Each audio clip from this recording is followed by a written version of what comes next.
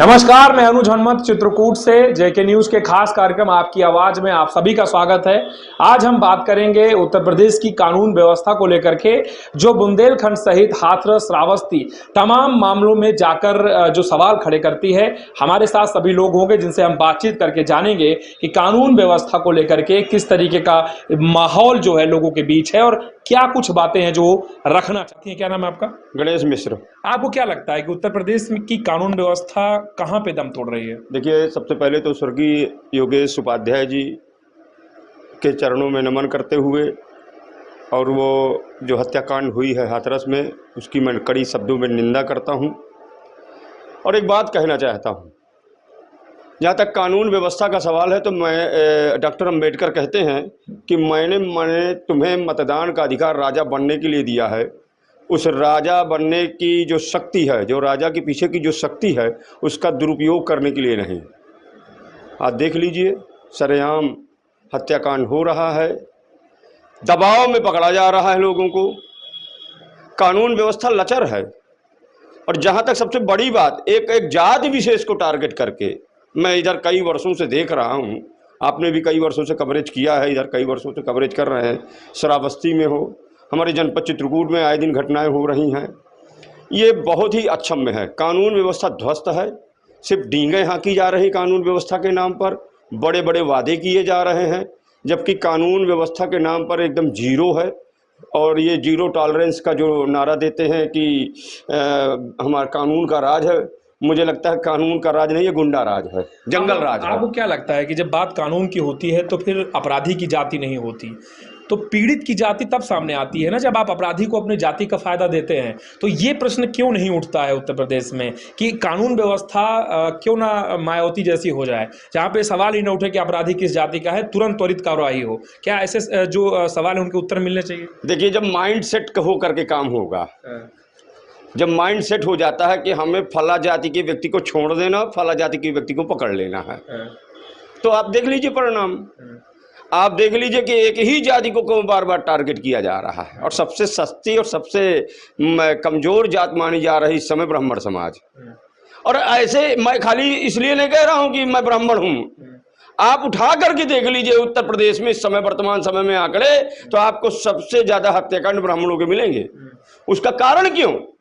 क्या यह समाज इतना कमजोर है? तो ऐसा तो मुझे नहीं लग रहा। यह समाज सदैव देने का काम किया है, लेकिन माइंड सेट है इस सरकार का कि अगर ब्राह्मण को टारगेट किया जाएगा या ब्राह्मण के खिलाफ किसी प्रकार की कोई ऐसी घटना होती है तो हमें लीपापोती करना है, ताकि दूसरा जो है वोट बैंक हमारा रेडी रहे, तैयार रहे। तो ये वोट बैंक की जब से राजनीति होने लगी, तब से हत्याकांड और बढ़ गया। कानून व्यवस्था का सीधा सीधा अर्थ है आम जनमानस को सुरक्षा मिलनी चाहिए, वो बिना किसी जाति को देखकर। जहां तक आपकी एक और बात है, बहन जी का कार्यकाल आपने तो कहा, तो कानून व्यवस्था चाहे जिस कार्यकाल में रहा हो, कानून व्यवस्था को कानून की नजरों से देखा जाना चाहिए। किसी राज्य के किसी जो है सरकार की नजरों से न देखिए, उसे कानून को कानून की नजरों से देखिए। और कानून में अपराधी की जगह अपराध है, अपराधी को अपराधी मान करके सजा देनी चाहिए। जब आप जो है किसी टारगेट को सेट करने के लिए आप जो है जाति को आधार बना करके कानून व्यवस्था, नहीं तो क्या अन्य जातियों में नहीं घटनाएं हो रही हैं? अन्य जातियों में भी घटनाएं हो रही हैं, अन्य जातियों में घटनाएं हो रही हैं, और अन्य जातियों में भी जो अपराधी हैं अभी कल ही किसी न किसी जाति अभी कल ही लालता रोड में चक्का जाम कर दिया कोल आदिवासियों ने। मुद्दा हनुमानगंज का था, जहां पे बात यह आई कि गरीब मजदूर था, उसे पीट कर अधमरा कर दिया गया। पुलिस सुन नहीं रही थी, लोगों को सिर्फ अपने न्याय पाने के लिए जाम लगाना पड़ा। तो आपको नहीं लगता कि पीड़ित, चाहे वो आदिवासी हो चाहे किसी भी समाज का हो, आप जिस तर्क की बात कर रहे हैं उसमें क्या ये घटनाएं जो बढ़ती जा रही हैं वो सवाल तो उठा रही है ना कानून व्यवस्था पे? देखिए, जहाँ तक हमारे हनुमानगंज की घटना है, तो हनुमानगंज की घटना चाहे एक आदिवासी है तो क्या वह व्यक्ति नहीं है? क्या वो इस समाज का नहीं है? अगर वह समाज का है तो उसको भी जीने का हक है। और आखिर कौन सी शक्तियां हैं, मैं पूछना चाहता हूं, कौन सी वो शक्तियां हैं जो इन अपराधियों के हौसले बढ़ा रही है? क्यों नहीं उनको पकड़ा जा रहा? क्या वो रसूखदार जो लोग हैं उनके कारण इन सारे मामले में लीपापोती होगी?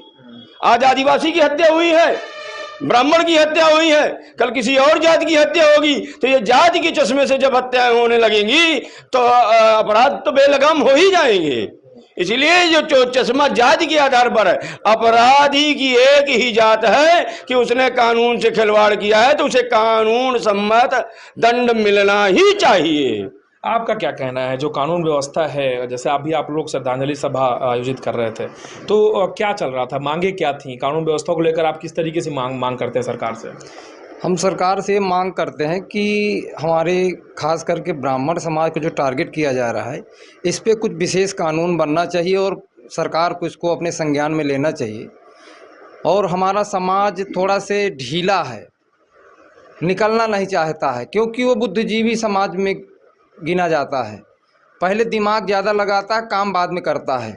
और जो अन्य समाज के लोग हैं, पहले काम करते हैं, दिमाग बाद में लगाते हैं, बाद में देखा जाएगा जो होगा। और हम लोग पहले सोचते हैं कि यार हम गलत कर रहे हैं, क्योंकि हम लोग पढ़े लिखे समाज से ज़्यादा आते हैं। लोग मानते हैं कि ब्राह्मण बहुत बुद्धिजीवी होते हैं, तो पहले सोचते हैं कि यार ये करेंगे तो हमको ये सज़ा मिलेगी।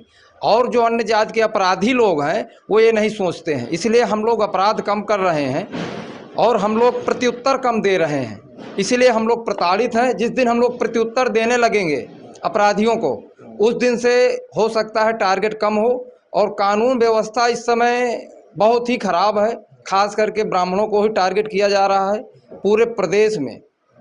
चाहे वो हाथरस का कांड हो, हमारे भाई योगेश उपाध्याय जी की निर्मम हत्या हो गई, दौड़ा करके गोली मार दी गई। अभी भी अपराधी जो है खुलेआम घूम रहे हैं, 2 पकड़े गए हैं, 2-3 अभी जो है फरार घूम रहे हैं। और चाहे देवरिया कांड देख लीजिए, जो दुबे जी के पूरे परिवार की हत्या कर दी गई। बुलडोज़र कहाँ है? फिर बुलडोज़र की भी तो बात होनी चाहिए ना। अब कार्रवाइयों की बात हो रही है तो फिर एनकाउंटर की बात भी होनी चाहिए। ये सारी बातें घटनाओं के बाद कैसे दम तोड़ती हैं? घटना दर घटना जो कार्रवाई का ढंग है, सरकार को बदल क्यों जाता है? ये बुलडोज़र कुछ लोगों के लिए नहीं बना है, क्योंकि वो उन्हीं के खास के नुमाइंदे हैं। उनके यहाँ बुलडोज़र जब नाम आता है तो सब गायब हो जाता है। जब ब्राह्मणों के ऊपर कांड होता है तो बुलडोज़र बिल्कुल पंचर हो जाता है, फिर वो हिलता ही नहीं दर से अपने। और अन्य के किसी खिलाफ हो जाए तो देखिए बुलडोज़र कैसे दौड़ता है। तत्काल बुलडोज़र पहले खड़ा होगा, बाद में सच्चाई पता चलेगी कि क्या है। अभी ऐसा ही एक मामला चित्रकूट में हुआ था, तो मध्य प्रदेश सरकार ने बुलडोज़र चलवा दिया था। मानिकपुर में एक घटना होती है, ऐसे ही आरोप लगते हैं, कई शिक्षकों पे आरोप लगते हैं। इस तरीके के जब मामले दब जाते हैं तो आपको क्या लगता है, कानून व्यवस्था पे सवाल तो उठना चाहिए ना? बिल्कुल, ये तो जायज़ है।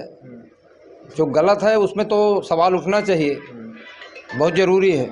आपसे एक प्रश्न मेरा ये है कि जो राजनीति की बात होती है तो हर व्यक्ति ये चाहता है कि कानून व्यवस्था, जाति जो व्यवस्था उससे ऊपर होनी चाहिए। कोई भी अपराधी हो, कार्रवाई होनी चाहिए। लेकिन जब ऐसी घटनाएं होती हैं और खबरें चलने के बाद जो है परिवार को, चाहे हाथरस का अगर मैं उदाहरण दूं, परिवार को खबर चलने के बाद सुरक्षा दी जाती है। बेटी लगातार कह रही है कि हमारी क्या गलती थी पिता की। 30 गाँव में उनकी बातें लोग सुनते थे, उनको दौड़ा कर मार दिया गया।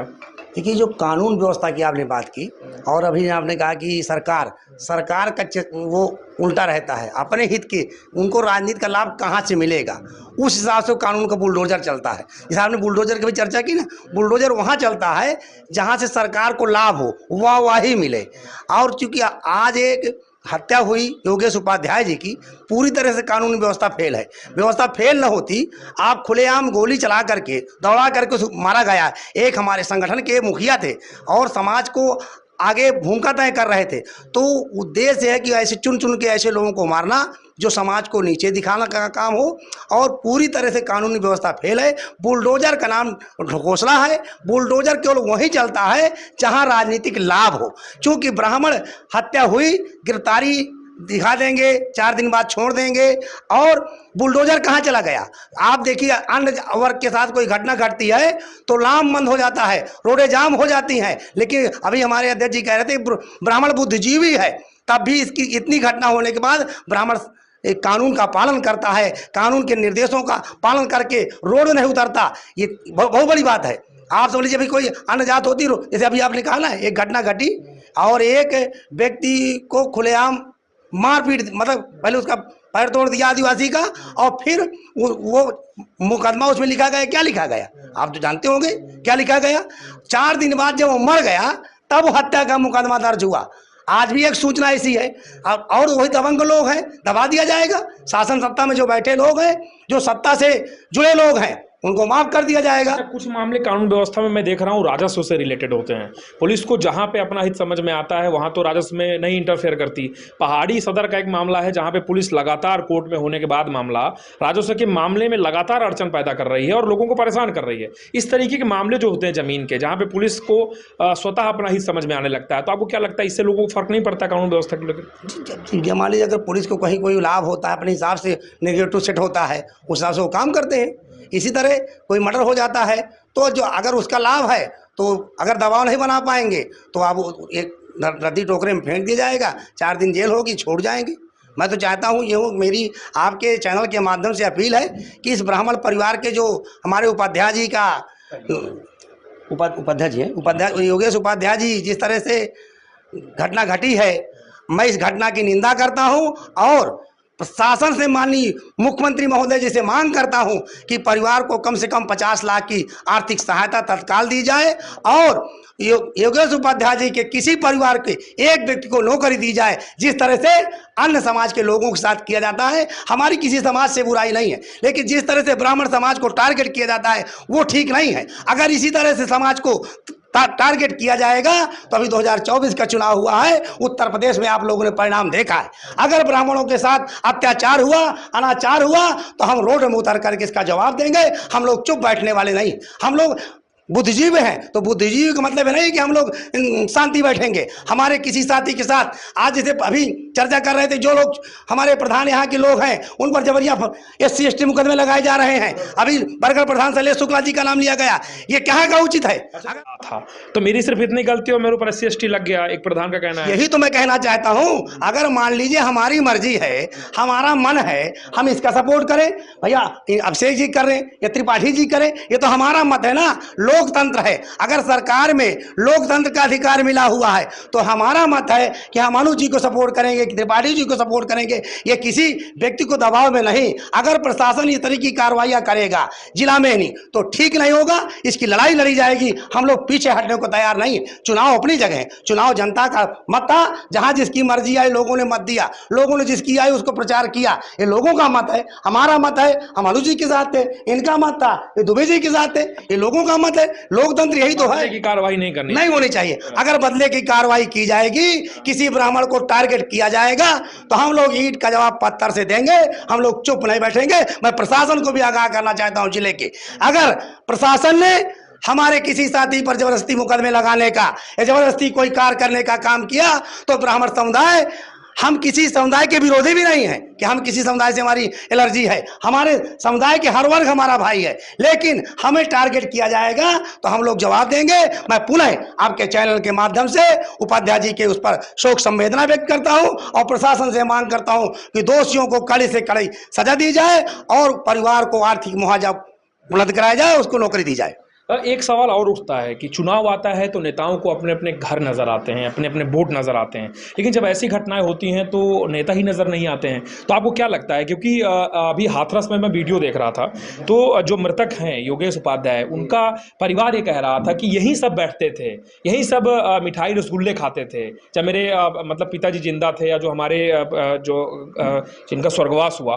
तो अब कोई दिख नहीं रहा है। तो ये जो एक अंतर आता है राजनीति में कि जब कोई खत्म हो गया, अब उस पर लड़ाई लड़नी है तो कोई आगे ही नहीं आ रहा है कोई नेता, तो इस पे आपका क्या कहना है? देखिए, सबसे पहले अखिल भारतीय ब्राह्मण एकता परिषद के जो जिलाध्यक्ष रहे और दुर्दांत अपराधियों द्वारा जिस तरह जो है दौड़ा करके उनकी हत्या की गई और उत्तर प्रदेश सरकार को चैलेंज किया गया कि हम दौड़ा करके गोली मार रहे हैं और हिम्मत है तो कार्रवाई करके दिखाइए, लेकिन जो सरकार है, प्रशासनिक अमला है, उस पर मुझको लग रहा है कि ब्राह्मण के नाम पर जब ऐसे केसेज आते हैं तो उनकी क्षमताएं कम हो जाती हैं, क्योंकि मुझको ऐसा लग रहा है कि जो अपराधी हैं उनके तार जो है सरकार से बहुत करीबी हैं, सरकार के नेताओं से बहुत करीबी हैं। रही बात, उन्होंने अभी जो चुनाव हुआ है तो कोई सत्ता पक्ष का विरोध भी नहीं किया था। जो मेरे जानकारी में है, उन्होंने किसी प्रकार का सत्ता पक्ष में विरोध नहीं किया था। एक हनक बनाने के लिए हमारे जिलाध्यक्ष की हत्या हो जाती है कि हम इसको मार देंगे, तो हनक बनाने के लिए हत्या हो रही है, लेकिन सरकार और प्रशासनिक अधिकारी इस पे मौन धारण किए हुए हैं। रही बात नेताओं की, तो नेता तो इस समय ये स्थिति है कि ब्राह्मणों को रिन साबुन की टिकिया समझ रहे हैं कि आप उसको इस्तेमाल करिए, इस्तेमाल करने के बाद आप उसको डस्टबिन में फेंक दीजिए, मरवा डालिए, हत्या करवा दीजिए, बम से उड़वा दीजिए। ये कोई ब्राह्मण के प्रति संवेदना नहीं बची है, खाली ब्राह्मण को इस्तेमाल किया जा रहा है। और मैं स्पष्ट कहना चाहता हूं कि जिस तरह विकास दुबे का इनकाउंटर हुआ था, अगर उत्तर प्रदेश सरकार में या प्रशासनिक अधिकारियों में क्षमता है तो दुर्दांत वो हिस्ट्री सीटर अपराधी है, उसके कई केस हैं। मेरे ख्याल से उसके ऊपर 40 और 50 केस लगे हुए हैं। तो प्रशासन का ये धर्म बनता है कि अगर क्षमता है तो सीधे एनकाउंटर कीजिए और उनके घरों पर बुलडोजर चलवाइए, क्योंकि जो अपराधी होता है ना उसका कोई धर्म होता है ना कोई जाति होती है। हमारे सुनील नंबूदिरी जी कहते हैं अपराधी की ना कोई जाति ना कोई धर्म। और उत्तर प्रदेश सरकार ये चीज़ जान ले, प्रशासनिक अधिकारी इसको देख लें कि हमारे अखिल भारतीय ब्राह्मण एकता परिषद का जो संगठन है इस समय पूरे भारत में व्याप्त है और उत्तर प्रदेश में हर जिले में जिला अध्यक्ष मौजूद हैं। इस पर अगर बड़ी कार्यवाही नहीं हुई तो अखिल भारतीय ब्राह्मण एकता परिषद उत्तर प्रदेश समेत संपूर्ण भारत में इसका उग्र रूप से विरोध प्रदर्शन करेगी। और मैं प्रशासन से यही मांग करता हूं कि कोई ऐसा विरोध प्रदर्शन ना करना पड़े और आप ऐसे अपराधियों का एनकाउंटर करवाइए, उनके घरों पर बुलडोजर चलवाइए। अच्छा, आप व्यापारी हैं, एक सफल व्यापारी हैं। व्यापार को एक अच्छा वातावरण चाहिए, कानून व्यवस्था मजबूत हो और ऐसी कानून व्यवस्था हो जिसमें हर व्यक्ति इन्वेस्ट कर सके। आपको क्या लगता है कि उत्तर प्रदेश में जिस तरह की घटनाएं हो रही हैं तो व्यापारी कैसे देखता है इस पूरे वातावरण को? नहीं, एक तो जो मुझे लगता है, सबसे पहले तो हम नमन करते हैं अपने योगेश उपाध्याय जी को जिनकी हत्या हुई, और शासन से मांग करता हूं कि कम से कम 50 लाख रुपए और एक नौकरी और उनके घर वालों को सुरक्षा प्रदान की जाए। अगर ऐसा नहीं होता है तो निश्चित तौर पर ब्राह्मण वर्ग आंदोलन के लिए बाध्य हो जाएगा। रही बात कानून व्यवस्था की, तो इस समय ऐसे प्रतीत होता है कि शायद जो हमारे अधिकारीगण हैं वो केवल शासन की मंशानुसार काम चलाऊ काम करना चाहते हैं, ना कि वास्तविकता में धरातल में काम दिखाना चाहते हैं। उनका काम एक डाटाबेस जो है वो जाता रहे ऊपर और दिखे कि भाई ये इतना अच्छा काम हो रहा है। अब धरातल पे हुआ या नहीं हुआ ये ऊपर देखने वाला कोई नहीं है। धरातल में चीजें बिगड़ी हैं। अच्छा, थानों की भूमिका को लेकर क्या कहना चाहेंगे आप? क्योंकि जैसे कोई मामला गया तो समझौता ही होगा, न्याय नहीं होगा, तो न्याय जब समझौता बन जाए तो कानून व्यवस्था तो चरमरा ही जाएगी ना। थाने की व्यवस्था क्या है, जो अभी मैंने एक लेख भी लिखा था छोटा सा, तो थाने का मतलब तो सीधा सीधा है कि यहाँ पर आजकल ये चल रहा है कि जो सत्ता पक्ष के नेता हैं और जो भी वर्तमान अधिकारीगण है, उच्च अधिकारीगण है, इनका एक गठजोड़ हो जाता है आपसी में, और उस सत्ता पक्ष के नेता के फेवर में अपराधीगण आ जाते हैं जो उनके संरक्षण में पलते हैं। तो जब वो कोई कांड करके आते हैं तो सत्ता पक्ष का नेता जाकर उच्च अधिकारी को बताता है कि तो मेरे अपने लोग हैं, और अंदर खाते गोटी सेट हो जाती है कि इनको कैसे बचाना है। तो वहाँ पर बचाने का खेल शुरू हो जाता है, ना कि उन अपराधियों को दंडित करने का। अब जब कोई उग्र रूप लेता है, जैसे कल ही हम देख रहे थे लालता रोड में हजारों की संख्या में आदिवासी लोग आए, तब जाकर के कुछ वहाँ पर अधिकारी पहुँचे, वो भी सीओ स्तर के। मुझे लगा कि शायद एसपी स्तर को टाइम ही नहीं था कि वो ऐसे जघन, मतलब एक सरेआम आज के दौर में अगर किसी को पीट करके और हत्या कर दी जा रही है, सरेआम अगर दौड़ाकर गोली मार दी जा रही है, उस पर मैं हाथरस पे भी देख रहा था। जहाँ तक मेरे संज्ञान में एसपी महोदय की बाइट नहीं आई, क्योंकि एसपी महोदय को टाइम ही नहीं है, इतने व्यस्त हैं वो। अपर एसपी की बाइट आई थी, और कोई भी ऐसा मंत्री मुझे नहीं नजर आया जो जाकर के वहाँ सांत्वना दिया हो या जाकर कोई कार्रवाई की बात किया हो। तो ये सब जो पीछे छुपते हैं, ये कहीं ना कहीं आपस में एक दूसरे को बचाने का है। ना तुम मेरी का हो ना मैं तुम्हारी का हूँ, मैं सत्ता पे बैठा रहूँ और तुम अपनी गद्दी पर अधिकारी बनकर बैठे रहो, सब कोई राज करते रहे, बाकी चलने दो। अच्छा, एक छोटा सा मुद्दा मैं आपसे और पूछूंगा। लालता रोड का मुद्दा है, लालता रोड का मुद्दा जिस पे अभी इन्होंने बोला, एक विषय यहाँ पे लालापुर पड़ता है। एक युवा साथी है जिसका नाम मैं नहीं बताऊंगा, लेकिन उस युवा साथी की ज़िंदगी सिर्फ इसलिए ख़राब कर दी गई क्योंकि उसने एक मंदिर और मठ पे जो लोग ऐसे थे जो कह सकते हैं पूर्वाग्रही लोग जो कब्जा करना चाहते हैं, आप मिनी गुंडा एक्ट लगा देते हैं अगर वो आवाज़ उठाता है। तो ऐसे जो विद्यार्थी हैं, जो युवा हैं चित्रकूट जनपद के या उत्तर प्रदेश के, जिनको फर्जी मुकदमों में फंसा करके मिनी गुंडा बना देंगे, गुंडा बना देंगे, बाद में वो क्रिमिनल बन जाएगा। तो दस्तावेजों में अगर कोई विद्यार्थी क्रिमिनल हो जाएगा तो उसकी मेंटेलिटी को आप फिर कैसे देखते हैं, कैसे कितना गलत है? देखिए, सबको लड़ने पड़े अपने अपने युद्ध, चाहे राजा राम हो चाहे गौतम बुद्ध। विद्यार्थियों पर फर्जी मुकदमे लगा करके और गुंडा एक्ट लगा दिया जाएगा, ये तो कानून का दुरुपयोग है, सीधा सीधा दिख रहा है। विद्यार्थी और अपने अपने लाभ लेने के लिए कुछ लोग, तथाकथित कुछ लोग हैं जिन्हें मंदिर में कब्जा चाहिए। तो अब आप जब विद्यार्थी को अगर आप गुंडा बना देंगे तो आप सभ्य समाज की कल्पना कर सकते हैं। और ये अगर यही खेल चलता रहा तो सोचिए किस दिशा में समाज जाएगा। तो मेरा तो यही मानना है कि ये जो कानून के नाम पर जो दुरुपयोग हो रहा है और इस दुरुपयोग को बंद होना चाहिए, अन्यथा की स्थिति बहुत विस्फोटक हो जाएगी। अब पता नहीं कहाँ जाएगा समाज, मुझे नहीं मालूम, लेकिन ये जो नौजवान हैं इनको रोजगार तो मिल नहीं रहा है और गुंडा एक्ट जैसे कानून का दुरुपयोग करके इनको कि दूसरी धारा में मोड़ा जा रहा है। तो ये समाज के लिए घाट। एक ऐसा युवा जो भारत के लिए एक जिम्मेदार नागरिक बन सकता है, जिसे समझाने के लिए सरकारें खर्च कर रही हैं रुपए कि संविधान और सरकार के कार्य समझ पाए, वो एक अच्छी सोच डेवलप हो पाए, उसे ही अगर उपहार स्वरूप मिनी गुंडा और गुंडा मिल जाएगा तो फिर क्या रह जाएगा देश के लिए? तो देखिए, अब शब्द ही से समझ लीजिए गुंडा लगा दिया गया है, वो कानून में गुंडा लिखा गया है। अगर उस शब्द में बदलाव कर दिया जाए या उस कानून की परिभाषा, मैंने लोगों को समझाइए ना, तो कानून समझाया तो जा नहीं रहा है, कानून तो थोपा जा रहा है। समझाना और थोपने में अंतर होता महोदय। आप थोप देंगे किसी चीज को, जबरदस्ती लागू करेंगे, और गुंडा एक तो एकदम तो मजाक बन गया है। आप सड़क में निकल जाइए, आप हमारी विचारधारा को नहीं मानते हैं, आप हमारे विचारों से मेल नहीं खाते हैं, और एक सॉफ्ट टारगेट है कि इसको निपटाओ। सब एकदम एक सूत्री कार्यक्रम है सरकार का। तो जब ऐसी स्थिति हो जाएगी तो आप कहां कल्पना करते हैं कि सभ्य समाज होगा? और विद्यार्थी वर्ग जिसे आज आप कलम दे नहीं सकते, किताब दे नहीं सकते, अब आपकी बात बचा क्या है? सिर्फ गुंडा एक्ट बंद भर दो सबको जेल में, भर दीजिए, लगा दो आपातकाल। आपातकाल। अब इससे बड़ा बुरा दौर क्या होगा कि विद्यार्थी पर गुंडा एक्ट लगा दिया जाए? आप समीक्षा करिए, अगर वो अपराधी है, हम ये नहीं कहते कि अपराध को हम फेवर कर रहे हैं, अगर वह अपराधी है तो उसकी निष्पक्ष जांच हो और इसके उपरांत उसके ऊपर मुकदमे लगे। उसने एक चींटी भी नहीं मारा है जहां तक मुझे पता है, और अब गुंडा एक्ट लगा दिए। इतना क्रूर मजाक। मैं नाम इसलिए नहीं ले रहा उस लड़के का, वो कोर्ट में लड़ रहा है मुकदमा, और उसकी सोच ये है कि मैं अभी भी समाज के उन युवाओं को बचा सकूं जो कुछ काम कर रहे हैं, उनकी सोच ना बिगड़े। बिल्कुल, मेरा उदाहरण देख के वो डिमोरलाइज हो सकते हैं। नहीं, मैं ये मानता हूं कि वो कानून सम्मत लड़ाई लड़े रहा है और जीत भी होगी, लेकिन ये जो फर्जी मुकदमों का एक माया जाल फैलाया जा रहा है और दबाव की राजनीति चल रही है, ये सिर्फ दबाव की राजनीति के लिए हो रहा है। और दबाव की राजनीति कब तक चलेगी?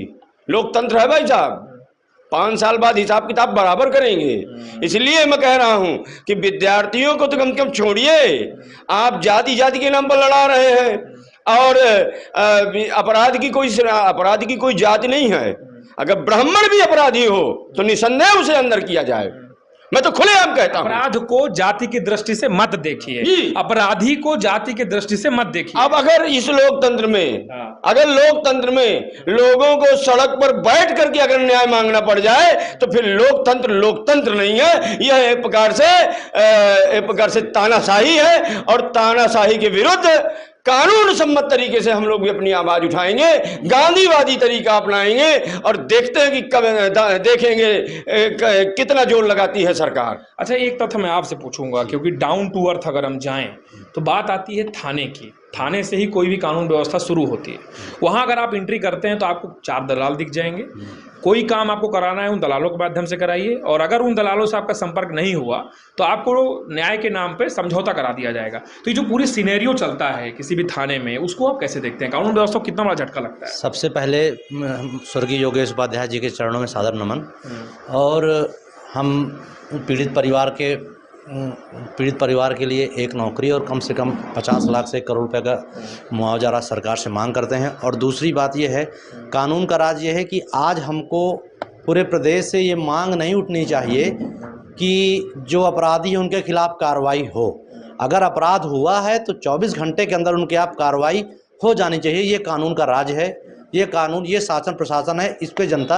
अब अगर कानून भी अपराधी की जाति देखने लगेगा तो ये बहुत दुखद हो जाएगा। इसलिए थानों से लेकर के ऊपर लखनऊ तक, राजधानी तक ये संदेश जाए कि जो अपराधी है उस पर बिना लाग लपेट के कार्रवाई हो और तुरंत उसको जेल के अंदर जाए और उसकी निष्पक्ष जांच हो। ये बहुत ज़रूरी है, अन्यथा अगर ये नहीं होगा तो जंगल राज हो जाएगा। कानून की व्यवस्था यह है कि पीड़ित के जो है और जो अपराधी है, अपराधी के खिलाफ तुरंत कार्रवाई होनी चाहिए। तो आप हमारा जो खास कार्यक्रम है जेके न्यूज़ का, आपकी आवाज़ वो देख रहे हैं। आपकी आवाज़ में एक प्रश्न और बनता है, जो आपका प्रश्न है वो ये है कि कानून व्यवस्था को लचर होने से कैसे बचाया जा सकता है इस माहौल में, जब लगातार घटनाएं हो रही हैं, लगातार सवाल उठ रहे हैं? देखिए, पहले तो मैं स्वर्गीय उपाध्याय जी के चरणों में श्रद्धा सुमन अर्पित करता हूँ। जहाँ तक जो आज का प्रश्न है हमारा कि ब्राह्मण हमेशा सर्व समाज को लेकर के चला है, कभी किसी का विरोध नहीं किया है, हमेशा देने का काम किया है, लेने का काम नहीं किया है। मैं कई घटनाएं देखा हूं विगत वर्षों में। कमलेश तिवारी जी का हत्याकांड हुआ, उसमें क्या फैसला मिला सब लोग हम जानते हैं। आज ये घटना हुई, हमारे पहाड़ी में एक विपुल जी हैं, उनके ऊपर फर्जी 376 और SC/ST का लगा, बाद में जांच हुई और वो निष्पक्ष पाए गए। तो वो जो इतने दिन अपनी उपेक्षा झेले, समाज में रह करके वो एक बदनाम हुए, उसका कौन भरपाई करेगा? दूसरी बात, अभी मैं किसी वर्ग का विरोध नहीं कर रहा हूं, लेकिन किसी अन्य वर्ग में घटना घटित होती तो ऊपर से हर दलों के लेटर पैड में लिस्ट बन गई होती कि भैया ये दौड़ा करेंगे। जब ब्राह्मण के ऊपर घटना होती है तो कोई भी दल कहीं भी किसी भी मिलने नहीं जाता है।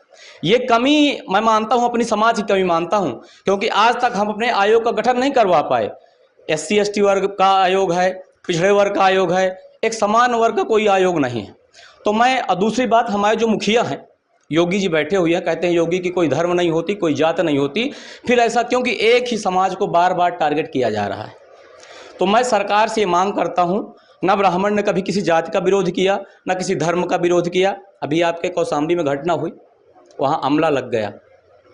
चाहे ब्राह्मण विरोधी है, चाहे किस जात का विरोधी है, अपराधी होता है और उसकी सज़ा कानून जितनी कठोर से कठोर दे वो कम है।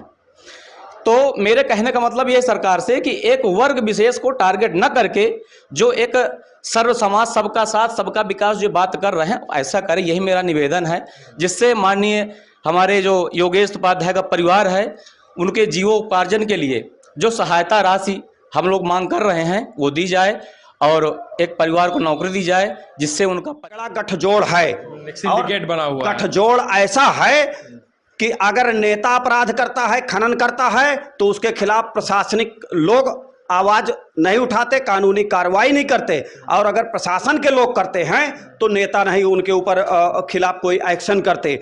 और ये खेल बहुत बड़ा चल रहा है। मैं ये कह रहा हूं कि वास्तव में चित्रकूट जिले में इस समय इतना प्रचंड भ्रष्टाचार व्याप है। कोई भी DM साहब रोज कह रहे हैं, मीटिंग लगा रहे हैं और लोगों को बुला रहे हैं, दरबार लगा रहे हैं, लेकिन कोई अधिकारी सुनने के लिए तैयार नहीं है। आप एक नाले के लिए जाइए, नाली के लिए जाइए, अभी विगत दिनों जानवरों के पेयजल समस्या तमाम आप लोग उठा रहे हैं, बहुत हृदय से आभार व्यक्त करते हैं आपका।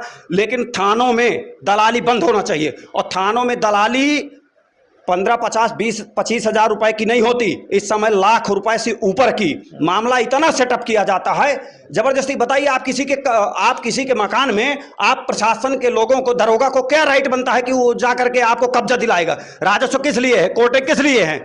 आप कुल मिला के मतलब दलाली जो थाने की है वो खत्म होनी चाहिए। थाने की दलाली जो हो, थाने की दलाली खत्म होनी चाहिए। शायद लोगों पे जो कार्रवाइयाँ हो रही हैं वो शायद जो है और किसी तरीके से कम हो सकती हैं। थाने के जो इंस्पेक्टर हैं या जो अन्य अधिकारी हैं जिले के, उन्हें भी जो पूर्वाग्रह है उन्हें हटाना होगा। और उत्तर प्रदेश की जो कानून व्यवस्था जो हाथरस, श्रावस्ती, चित्रकूट, बांदा तमाम जिलों से होती हुई सिर्फ एक ही सवाल खड़ा करती है कि जिम्मेदारों को ये समझना चाहिए कि कानून व्यवस्था ही एक आम व्यक्ति का सबसे बड़ा हक है और अपराधी की न कोई जाति होती और अपराध की भी कोई जात नहीं होती। तो कुल मिलाकर कार्रवाई जो है वो बड़े स्तर पर होनी चाहिए। वीडियो जर्नलिस्ट सचिन के साथ अनुज हनुमत, JK न्यूज, चित्रकूट।